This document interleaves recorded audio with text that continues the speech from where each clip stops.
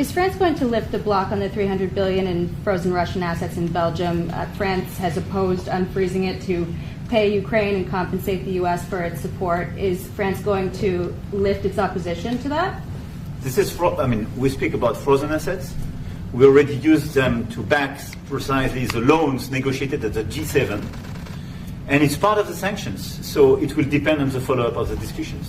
But clearly, we respect international law. It's just frozen assets now. You can take the proceeds of the frozen assets, but you cannot take the assets themselves because it's not respecting international law, and we want to respect international law. How is one different than the other? You can take the proceeds from it. How can you not take Because the it's very different. You keep the assets, you take the proceeds because they are paralyzed in a certain way. You take the proceeds during the wartime, but you keep the assets, and it's part of the negotiation at the end of the war. Because, this war costed all of us a lot of money. And this is the responsibility of Russia, because the aggressor is Russia.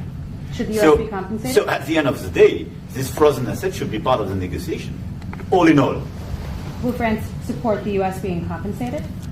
I support the idea to have Ukraine first being compensated, because they are the one to have lose a lot of their fellow citizens and being destroyed by these attacks. Second, all of those who paid for could be compensated, but not by Ukraine, by Russia, because they were the one to aggress.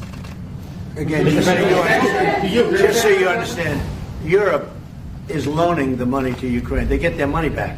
No, in fact, to be frank, we paid 60% of the total efforts, and it was through, like the US, loans, guarantee, grants, and we provided real money. To be clear, we have 230 billion frozen assets in Europe, Russian assets, but this is not as a collateral of a loan because this is not our belonging.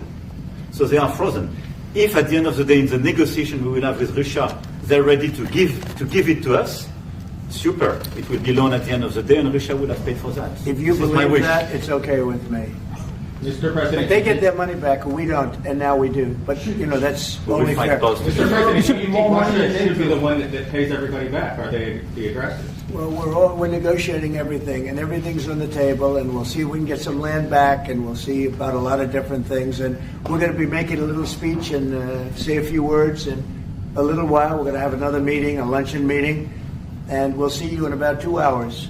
Okay? Thank you very much, everybody. Thank you, Fred. Thank you, Fred.